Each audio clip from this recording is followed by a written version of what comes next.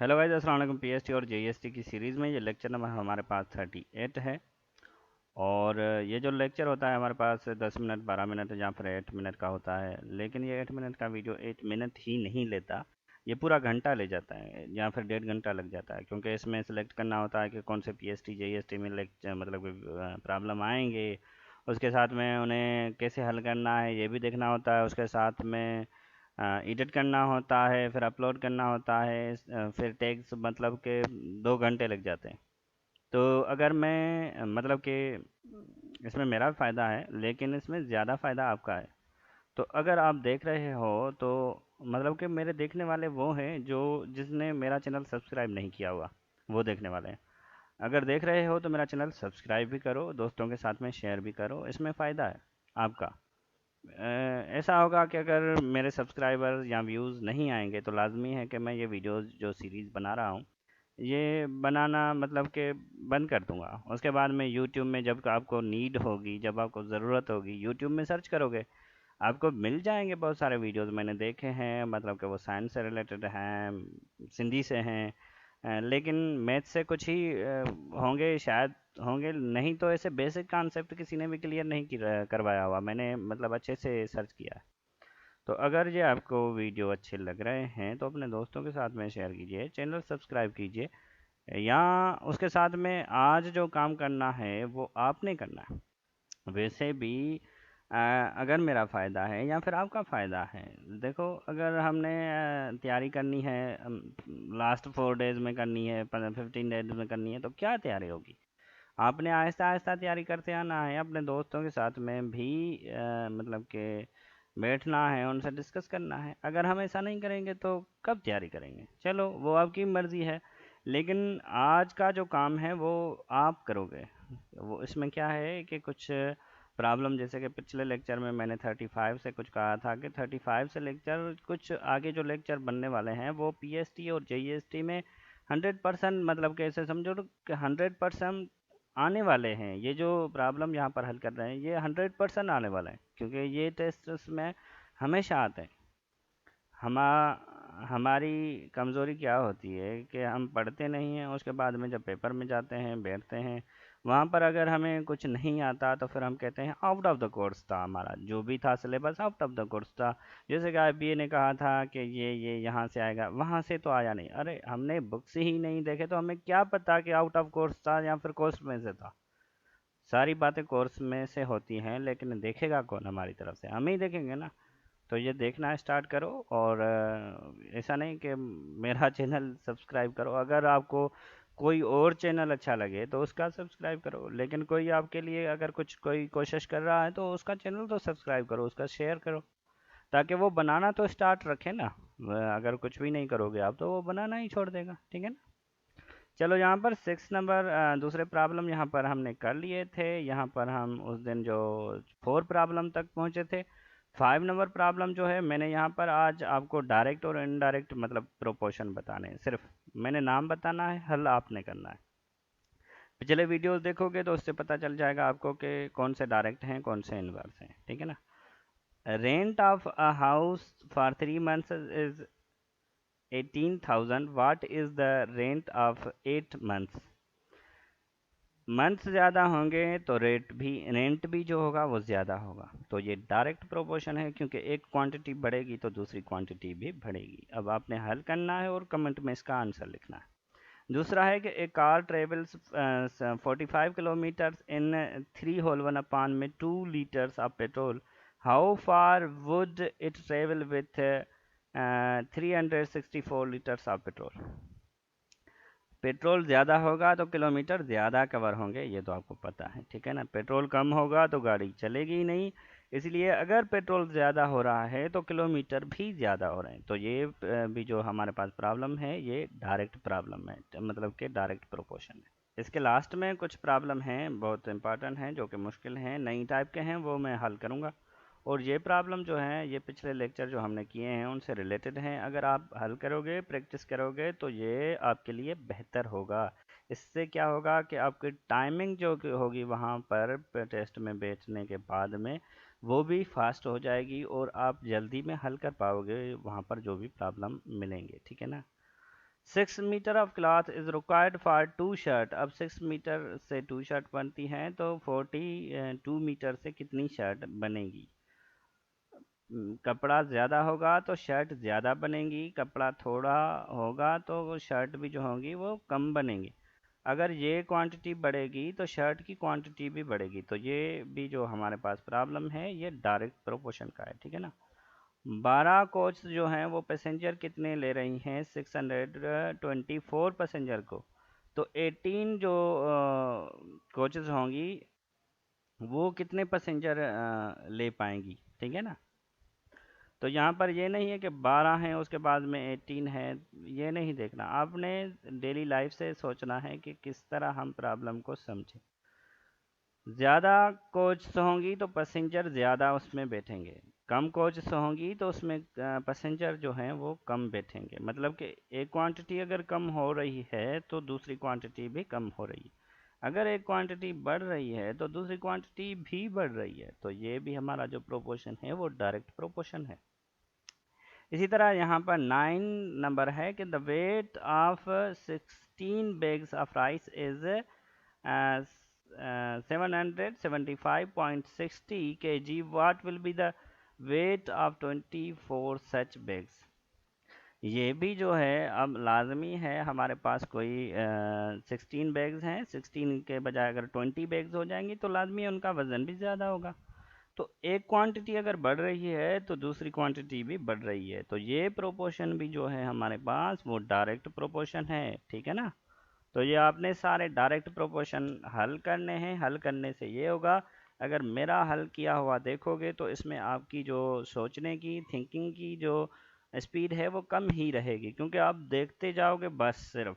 हल करोगे खुद तो इसमें आपके सोचने की जो स्पीड है वो ज़्यादा होगी, और कैलकुलेटर तो वहाँ यूज़ करना नहीं होता। तो उसके साथ में आपने यहाँ पर कुछ मल्टीप्लिकेशन डिवीजन जो भी होगा वो भी आप आसानी से हल कर पाओगे, ठीक है।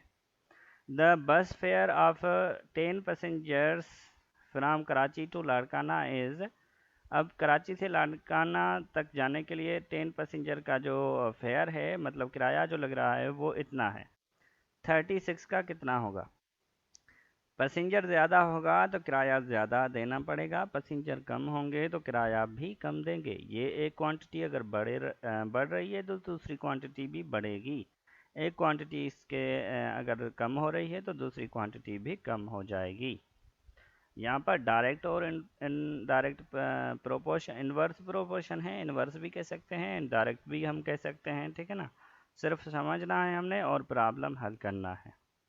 यहाँ पर दूसरे एग्जाम्पल हैं, अगर आप हल करना चाहो तो हल कर सकते हो। यहाँ पर देखो तो एरो नहीं है, ये पुराना मेथड है, इसमें टाइम लग जाता है ज़्यादा। मैंने आपको एरो से समझाया हुआ है, वो इजी है और उसमें हम आसानी से और जल्दी कर सकते हैं। यहाँ पर है कि चलो ये भी मैं आपको फिल करवा लेता हूँ कि मोर क्राउड मोर नॉइस। अब ज़्यादा लोग होंगे तो नॉइस भी ज़्यादा होगा, तो ये डायरेक्ट प्रोपोर्शन है। मोर बुक्स मोर मनी, मतलब कि ज़्यादा बुक्स लेंगे अगर तो मोर मनी हमें पेड करनी होगी, ये भी direct proportion. Less labour more time to build a house. अब लेबर अगर कम होगी तो टाइम ज़्यादा लगेगा, ठीक है ना।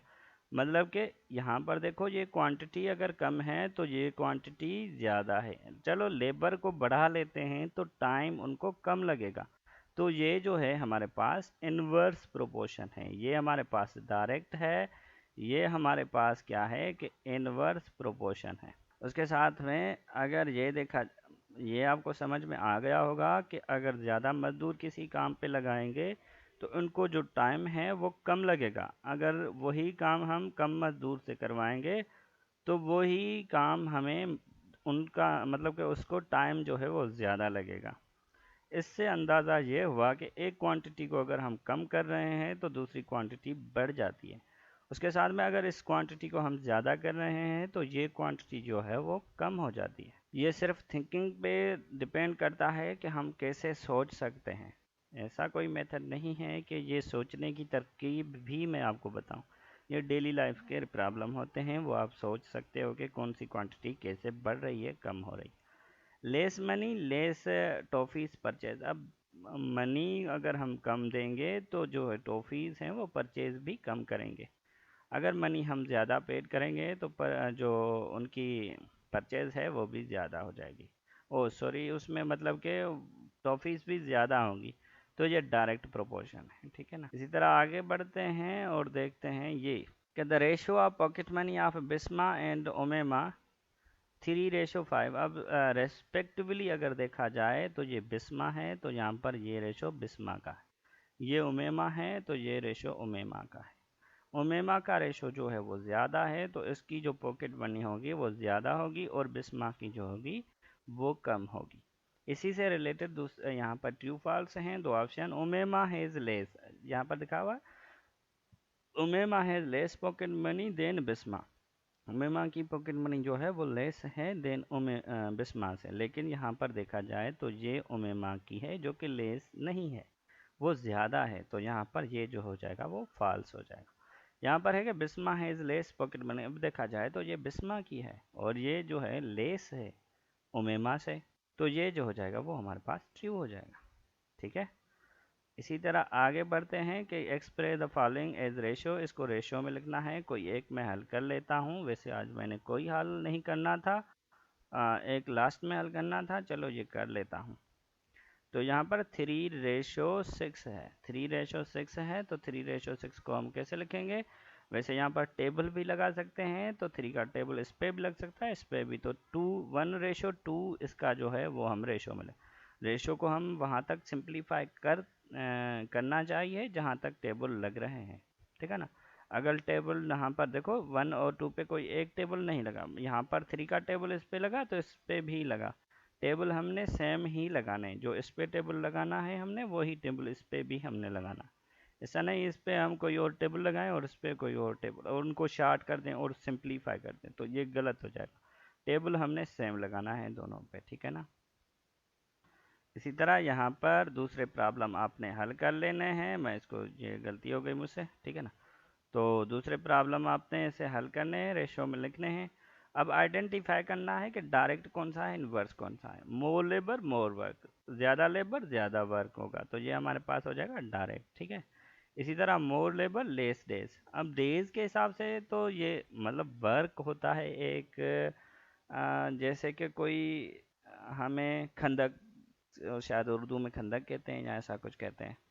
हाँ, तो वो हमने अगर डिगिंग करनी है मतलब कि खोदनी है तो वो एक दूसरी टाइप का काम है, उसमें लेबर ज़्यादा होगी तो वो काम भी ज़्यादा होगा, ठीक है ना। लेकिन लेबर का टाइम के साथ में जो है वो इनवर्स प्रोपोर्शन है। अब मोर लेबर होगी तो उसको टाइम जो होगा वो कम लगेगा, तो ये इनवर्स प्रोपोर्शन है, ठीक है। उसके बाद में less speed of car more time, time के साथ में स्पीड की भी जो है वो जो है इनवर्स है। कैसे कि अगर हम स्लो स्लो जाएंगे, किसी सिटी जाना है तो टाइम ज़्यादा लगेगा। अगर हम स्पीड ज़्यादा कर लेंगे तो उस सिटी में पहुंचने के लिए हमें टाइम जो होगा वो कम लगेगा। मोर फार्मर्स मोर वर्क, अब फार्मर ज़्यादा हैं तो कम भी जो फील्ड है उसमें ज़्यादा करेंगे, तो ये हमारे पास डायरेक्ट है। इसका मिसाल हमने पीछे भी बहुत सारे एग्जांपल किए हैं, प्रॉब्लम किए हैं, तो वहाँ से आप ले सकते हैं, ठीक है। उसके बाद में हमारे पास है if 2 pack of juice cost is 24, what is the cost of 4 pack. Pack ज़्यादा होंगे जूस के तो उसकी प्राइस भी ज़्यादा होगी। ये हमारे पास डायरेक्ट प्रोपोर्शन है, ये आपने हल करना है, ठीक है। उसके साथ में Aslam can walk 10.5 kilometre in 2 hours, find the distance he can travel in. यहाँ पर मैंने पहले भी कहा कि ये सिर्फ हमने सोचना है, कोई ऐसा मेथड नहीं कि जिससे आपको पता चल जाए, मैथमेटिकली कोई ऐसी इक्वेशन नहीं जिससे हमें पता चल जाए कि ये इनवर्स है या डायरेक्ट है। ये हमने सिर्फ सोचना है। असलम अगर 2 आवर्स, देखो आप पीछे का सोचोगे कि पीछे का जो टाइम था उससे तो टाइम से तो इनवर्स रख रहा था, टाइम से क्या है कुछ है, ये आपने नहीं सोचना। आपने ये सोचना है कि क्या हो रहा है, ठीक है ना। अब 2 आवर्स में ये इतना किलोमीटर जो है डिस्टेंस कवर कर रहा है तो इसमें 5 आवर्स में ज़्यादा करेगा।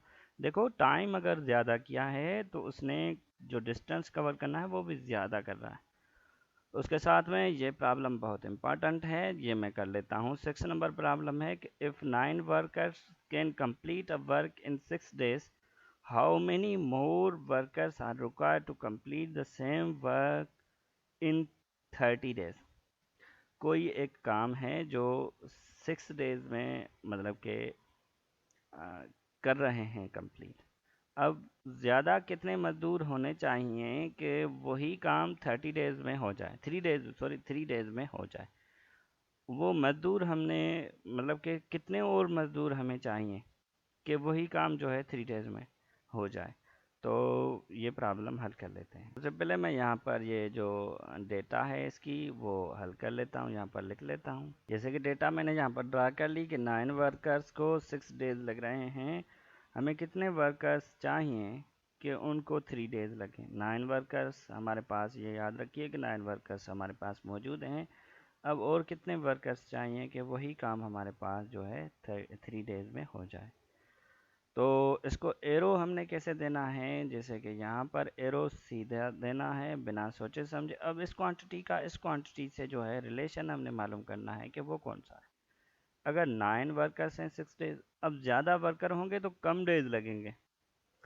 कोई काम अगर हमने करना है, अगर ज़्यादा वर्कर्स ज़्यादा लाएंगे तो वही काम कम डेज में होगा, ठीक है ना, क्योंकि वो ज़्यादा करने वाले हो जाएंगे। ये एरो मैंने गलत दे दिया। अब ये एरो हमने जो देना है वो इस डायरेक्शन है, मतलब कि इनकी ये जो प्रोपोर्शन है हमारे पास ये इन्वर्स प्रोपोर्शन है, और हमने एरोज की जो डायरेक्शन है वो अपोजिट रखनी है दोनों में, ठीक है। उसके साथ में अब यहाँ पर जैसे कि मैंने पिछले लेक्चर में भी कहा है कि x लिखना है ऊपर और इसके नीचे लिखना है ये क्वांटिटी। इसके साथ में हमने लिखना है 6, जैसे एरो यहाँ से स्टार्ट हो रहा है तो ये लिखना है ऊपर, और यहाँ पर एरो ख़त्म हुआ तो ये क्वांटिटी लिखनी है नीचे। अब यहाँ पर टेबल लगा लेते हैं हम, तो ये टेबल इस पर लग सकता है। यहाँ पर आंसर आ सकता है 2, और हमारे पास x अपान में 9 इज इक्वल टू हमारे पास हो जाएगा 2 सिर्फ आंसर आएगा। लेकिन इसको आगे सिंप्लीफाई जब हम करेंगे तो ये हमारे पास x अपान में 9 इज इक्वल टू में 2, और x के अपान में ये डिवाइड में है 9, इस साइड में आ जाएगा तो ये इसके साथ में मल्टीप्लाई हो जाएगा, तो x हमारे पास हो जाएगा 18। अब 18 जो हैं वो वर्कर्स होने चाहिए कि वो 3 डेज में हमें वो काम करके देंगे। लेकिन ये भी याद रखना है कि 9 वर्कर्स जो हैं वो हमारे पास मौजूद हैं, तो ये 9 हम इनसे माइनस कर लेते हैं तो हमारे पास आंसर आ जाएगा 9, क्योंकि हमारे पास 9 जो वर्कर्स थे वो पहले से मौजूद थे। अब हमें जो चाहिए वो 9 वर्कर्स चाहिए सिर्फ। तो इतने वर्कर्स अगर हम और भी लाएंगे तो ये काम जो होगा वो हमारे पास 3 डेज में हो जाएगा। आज के लिए इतना ही गाइस, थैंक यू। अगर ये मेरा वीडियो आपको अच्छा लगा तो मेरा चैनल सब्सक्राइब कीजिए और दोस्तों के साथ में शेयर कीजिए। Thank you guys.